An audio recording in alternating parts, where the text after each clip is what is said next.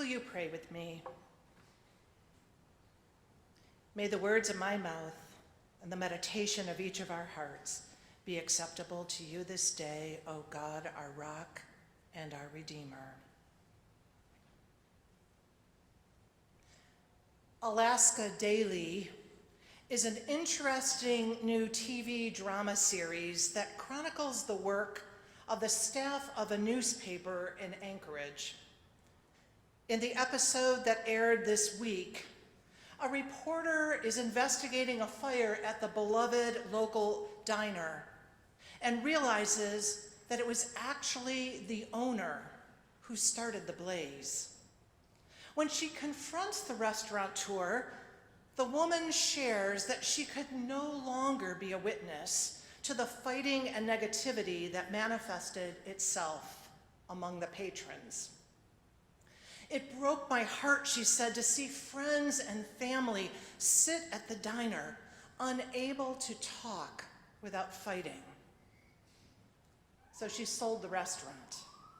But when people began fighting about that, she felt so overwhelmed and fearful that the owner decided to torch the place.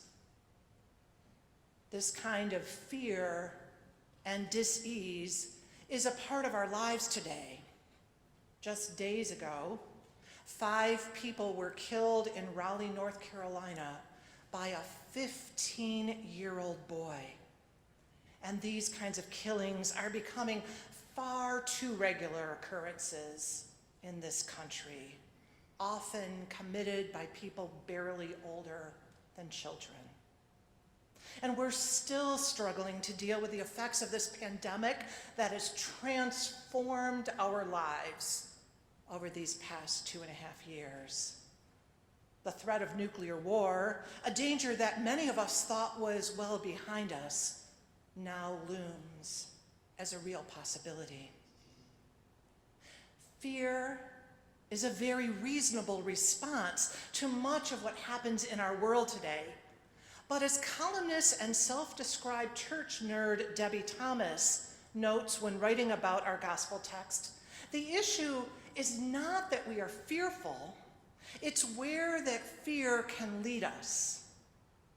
Think about this for just a moment. The disciples are out in the middle of the Sea of Galilee. It's dark, and then the wind comes up, and the waves are roiling around them. And then they see a ghost-like figure moving toward them, and they're terrified. Who wouldn't be? Even when Jesus immediately identifies himself and reassures them not to be afraid, Peter responds not just with fear, but with suspicion and distrust. Questioning and testing Jesus, he says, if it's really you,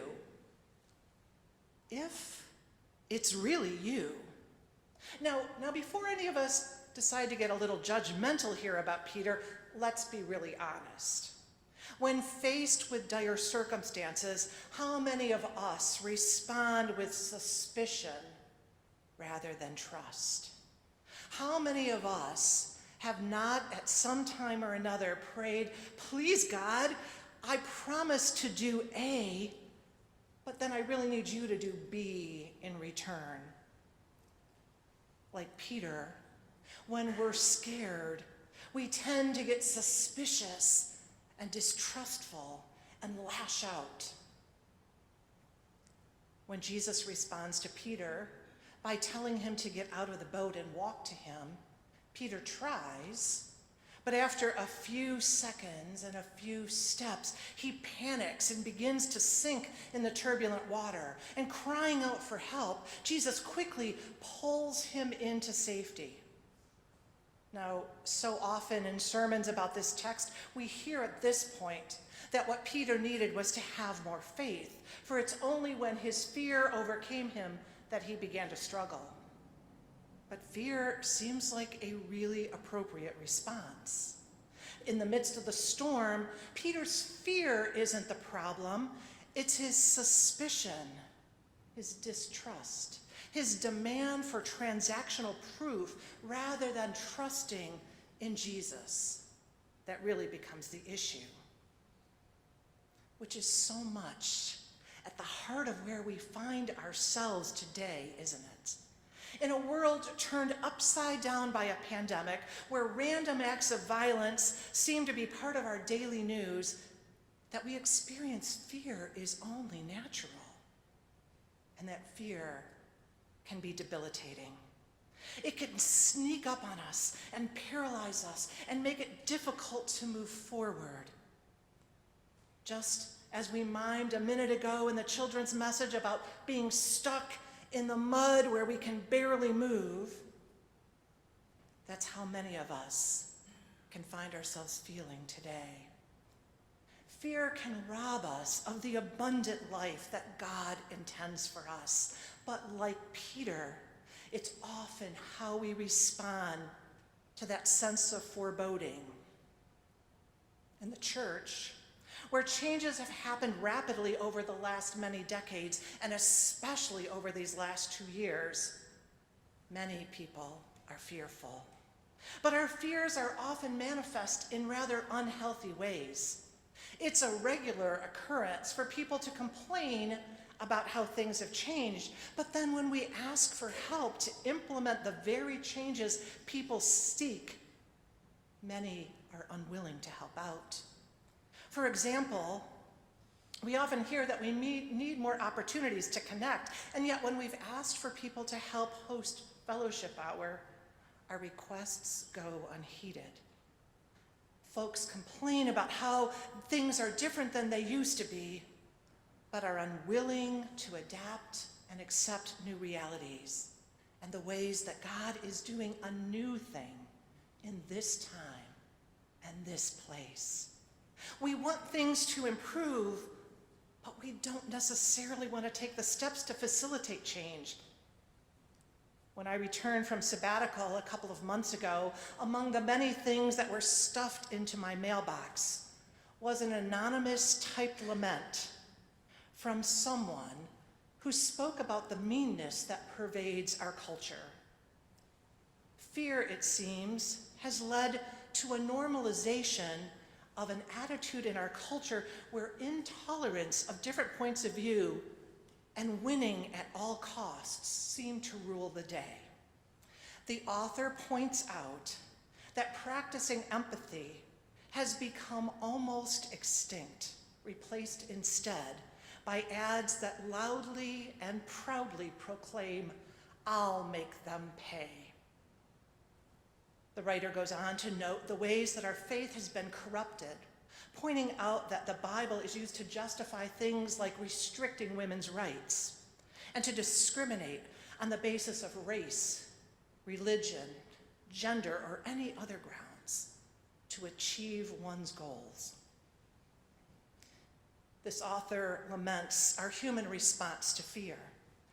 Like Peter, we react with mistrust and suspicion and add to that meanness and judgment. Yet recall how Jesus responds. Even when Peter doubts him, Jesus continues to move lovingly toward him. When Peter flounders and panics, Jesus reaches out and rescues him and restores him to his vocation as a disciple. The same is true for us today, my friends. God will never give up on us. This promise is the one thing that can transcend our fear. We may be terrified, we may be terrified, but being fearful is not the same as being faithless. Courage is not the absence of fear, but rather the ability to take a step to do what needs to be done, even when we're afraid, trusting in God's presence to offer us hope and comfort. So when things seem different in life and in church, don't fret and complain. Trust in God's providence. When asked to participate, don't stand on the sidelines looking away. Prayerfully consider your call to help and find a way to say yes when it feels right to do so.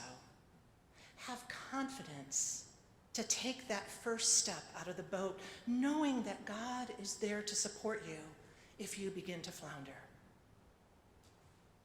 By the end of the episode of Alaska Daily, the restaurant owner admits that torching the restaurant wasn't the best idea, wasn't the way to respond to the acrimony that she had witnessed in the diner.